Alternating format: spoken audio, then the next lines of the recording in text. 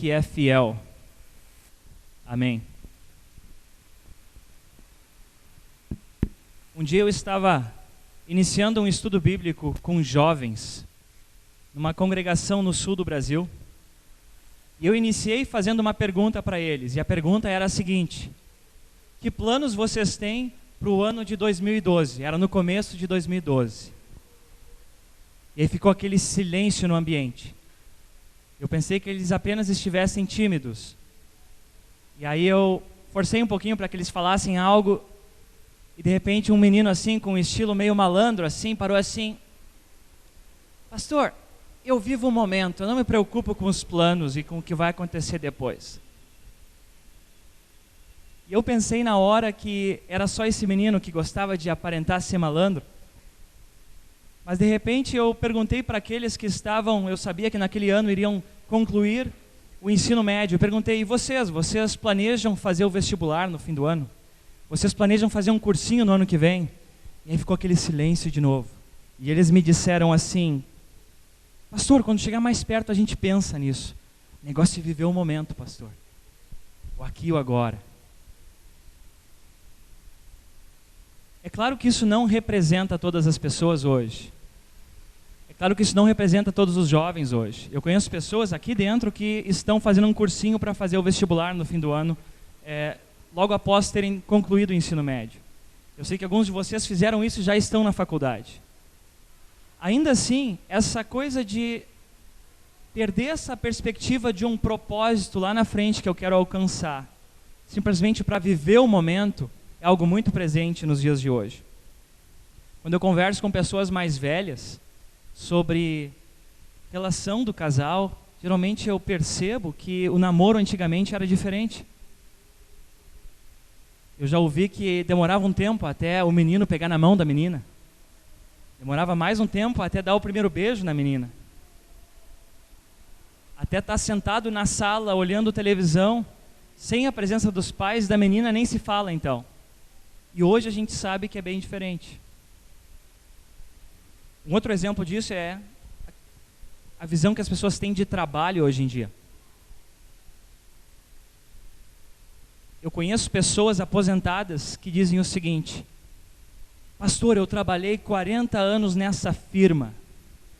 E a pessoa fala com orgulho. E aí, conforme ela vai falando, dá para perceber que ela tinha um propósito em mente. Para algumas pessoas, o simples poder sustentar a família e dar uma boa educação para os filhos era o suficiente para se manter fiel no seu trabalho por 40 anos. Para outras pessoas, o propósito era, quem sabe, crescer dentro da empresa. E de alguns eu já ouvi: olha, eu comecei lá como se chama hoje em dia, como peão, passei a encarregado do meu setor, passei a ser encarregado de um setor maior, e alguns chegaram a gerente. Tinham um propósito lá na frente. Não estavam preocupados só com o aqui e o agora. E se nós pensarmos naquilo que é o nosso dia a dia, embora a gente não pense desse jeito, embora alguém possa dizer: pastor, isso não me representa, e eu acredito nisso, porque também não me representa essa visão, ainda assim, a gente vive de tal forma que tudo tem que ser para ontem. Poucos dias alguém me disse: pastor, vai devagar, porque em São Paulo as pessoas esperam tudo para ontem.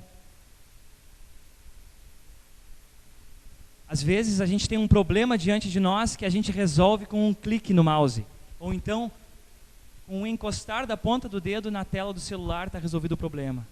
Às vezes nos entregam o que a gente quer na porta da nossa casa. É tudo para ontem, é tudo para aqui, é tudo para agora.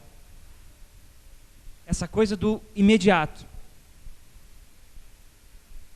Vamos chamar isso tudo que eu estou descrevendo como essa, eu não sei nem como chamar, eu vou dar um nome aqui. Essa cultura do aqui e agora, eu quero aqui e agora. Quero que se resolva aqui e agora. Pastor, mas por que tudo isso num período de quaresma? Por que no dia de hoje? Ora, porque hoje nós falamos, na verdade, ouvimos textos bíblicos sobre provação. E quando a Bíblia fala em provação, ela fala também em perseverança e muitas vezes em um propósito que está lá na frente, mas que a gente não vê, que a gente está aqui. Por exemplo, vou ler alguns textos aqui para vocês. Texto de Tiago, capítulo 1, versículo 12. Diz assim: Feliz é aquele que nas aflições continua fiel, porque depois de sair aprovado dessas aflições, receberá como prêmio a vida que Deus promete aos que o amam. E aí, se nós voltamos um pouquinho nesse mesmo capítulo, um pouquinho acima, versículos 2 e 3, diz o seguinte: Meus irmãos, sintam-se felizes quando passarem por todo tipo de aflições, pois vocês sabem que quando a sua fé vence essas provações, ela produz perseverança. Diante das provações, essa visão do aqui e agora, e se preocupar só com aqui e agora, cai por terra. Mas vamos pegar uma outra história bem conhecida que nós lemos hoje também. História de Abraão.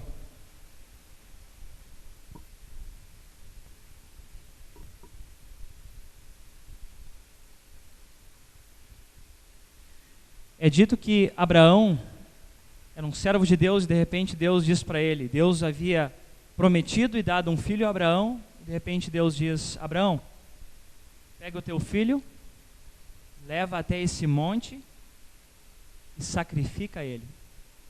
E o texto começa dizendo o seguinte: algum tempo depois, Deus pôs Abraão à prova. E aí continua a história. É dito que eles se aproximam do local e os servos ficam para trás e só vai Abraão e o filho em direção ao local onde seria o sacrifício. E aí, a uma certa altura, o menino pergunta, Isaac pergunta: onde é que está o carneirinho para o sacrifício? Nessa hora, gente, eu imagino que Abraão deve ter sentido vontade de esbravejar contra Deus e dizer: por quê? Meu filho não. E ele diz assim: Deus vai nos dar o que for necessário, ou Deus proverá. Essa é a linguagem com a qual a gente está mais acostumado. Deus proverá. E aí a história continua. E é dito que quando chega no local específico do sacrifício, Abraão pega o menino, amarra, põe em cima do altar. Quando vai executar aquilo que Deus mandou fazer, o anjo do Senhor aparece e diz: Abraão, não faz isso. Está ali o carneiro. De fato, o Senhor proveu, estava ali o sacrifício. O filho de Abraão foi poupado. E aí a gente se pergunta: por que fazer um pai passar por uma situação dessas? Quantos aqui são pais? Levantem a mão, por favor. Bom, quem é pai e mãe deve imaginar essa situação, e mesmo quem não é, e eu vejo muitas pessoas que não são pai nem mãe, mas vejo o amor com o qual elas pegam outras crianças no colo. Todos nós podemos ter uma ideia do que passou no coração de Abraão. E por isso, por envolver um lado emocional muito forte, que toca todos nós, as pessoas ficam assim: por que será? Por que Deus faz isso? Por que ele pediu esse tipo de, ou colocou Abraão sob esse tipo de provação? E aí, às vezes, a resposta mais comum que se dá, isso é importante, gente, isso é importante. A resposta mais comum que se dá é o seguinte: Deus queria que Abraão provasse para Deus, para mostrar para Deus que Abraão era fiel. E aí Deus ia ver, aí ele ia saber que Abraão era fiel. E Abraão de fato provou isso. E agora nós vamos fazer igual a Abraão, mostrar nossa fidelidade a Deus quando a gente passa por uma provação. Isso não está totalmente errado. O texto fala, usando termos de que Abraão mostrou sua fidelidade ali. Mas tem muito mais nessa história. Deus não sabe todas as coisas. Tem um salmo que diz que Deus conhece o que está no nosso coração. Ele sabe quando a gente se levanta, quando a gente se deita. Ele sabe até mesmo quais são as palavras que a gente vai dizer antes das palavras saírem da nossa boca. Deus não sabia desde o começo. Deus não conhece o ser humano. Vamos pensar numa outra história que fala sobre provação. História de Jó. Todos aqui conhecem a história de Jó? era um servo fiel a Deus. De repente, o diabo olhou para ele e disse para Deus: esse teu servo, Jó, só é fiel porque ele tem tudo. E Jó é dito que era um homem muito rico. É só tirar as coisas dele que ele vai te abandonar, Deus. E o que Deus diz? Fazer o teste, porque eu não sei, eu não conheço ele. É isso que Deus diz? Não, Deus diz: não, eu conheço ele. Ele vai se permanecer fiel a mim até o fim. Jó não sabia disso. Jó não sabia essa conversa que nós temos acesso através do texto bíblico. Mas olhando para essa conversa, a gente percebe que Deus sabe do início ao fim. E nós vemos na história de Jó que no início ele se manteve firme. E só para resumir brevemente, Jó vai perdendo as coisas todas, né? Perde empregados, de repente a família ele perde também. E de repente ele fica com o corpo coberto de feridas. O texto não diz o que exatamente ele tinha, mas dá a entender que a pele dele estava apodrecendo com ele estando vivo. O tempo vai passando, o tempo vai passando. É como se Jó fosse perdendo a paciência. E de repente há momentos que parece que ele está de fato esbravejando contra Deus e questionando Deus. Mas tem uma parte muito importante na história de Jó, em que ele reconhece que ele não é ninguém diante de Deus. Porque Deus tinha respondido a ele, falando da grandeza do próprio Deus e que é Ele que sabe todas as coisas e não o ser humano. E diante dessa resposta, Jó para e diz assim: com esses meus olhos aqui, e aí eu vou abrir um parênteses, com esses olhos que na visão do Jó logo iriam se fechar porque ele achava que ia morrer. Com esses olhos eu verei o meu Deus, porque eu sei que o meu Redentor vive. Que tipo de esperança nessa hora? Vamos chamar essa a esperança que é a última de todas para o ser humano. Que esperança que ele expressa nessa hora? De uma resolução no aqui e no agora? É a esperança para a qual nós olhamos com ênfase no período da Quaresma. A esperança da ressurreição.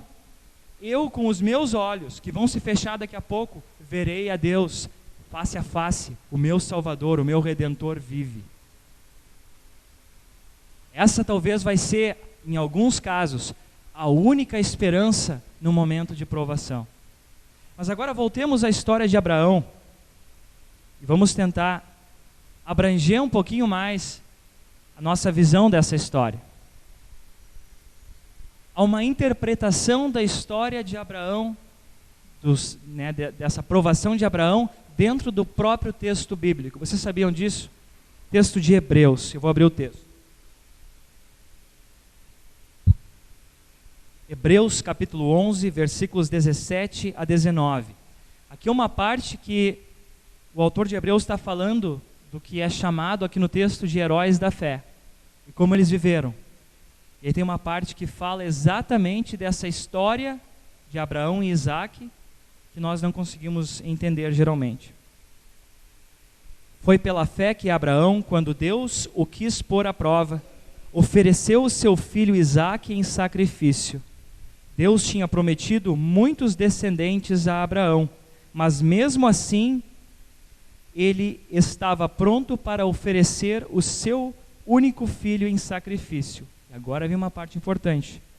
Deus lhe tinha dito: por meio de Isaac é que você terá descendentes. Abraão reconhecia que Deus era capaz de ressuscitar Isaac. E por assim dizer, Abraão tornou a recebê-lo da morte, o seu filho Isaac.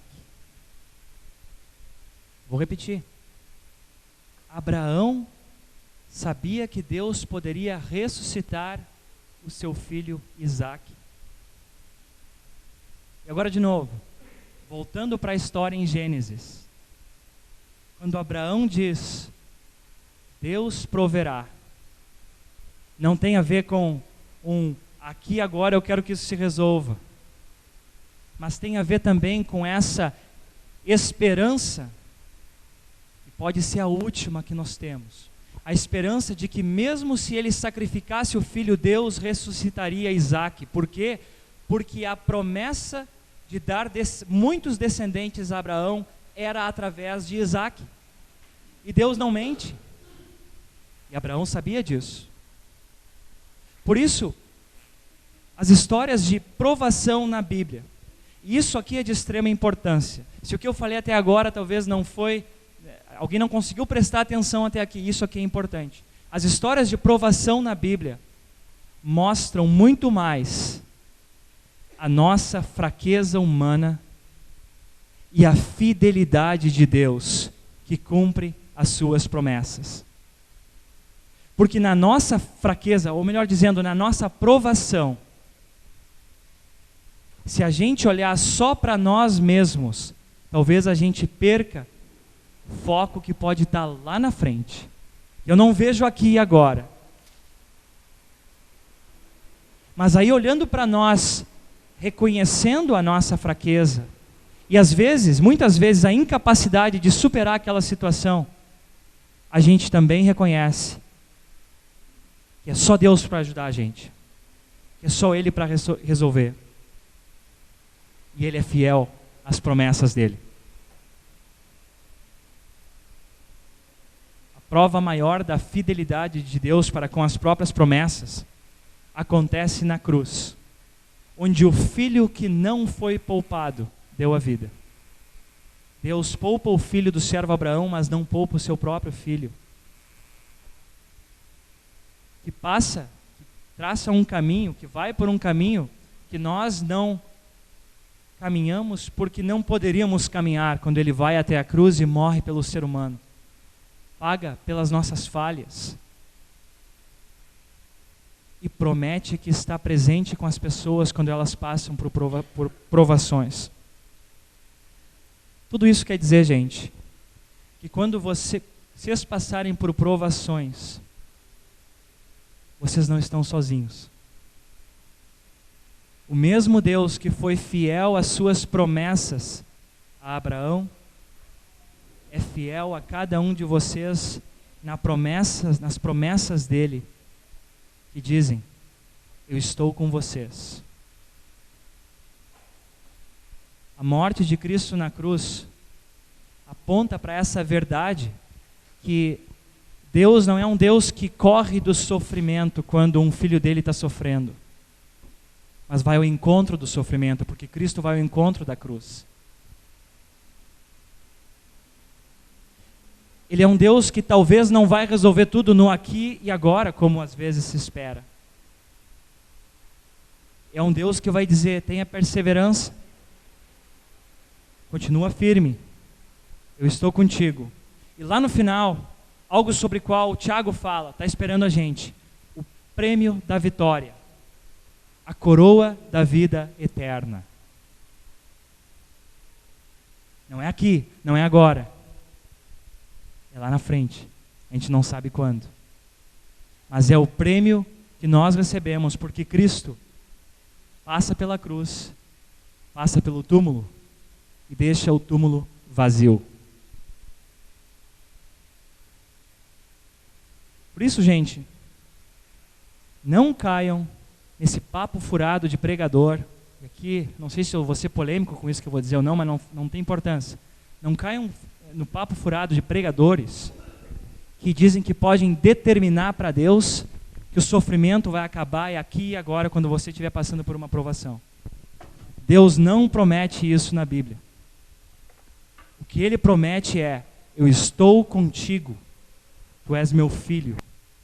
E Ele diz isso porque Cristo recebe o que eu mereço, o que você merece, e oferece em troca, uma feliz troca, o que Ele merece, que é uma vida de harmonia com o Pai, que é uma relação harmoniosa com Deus.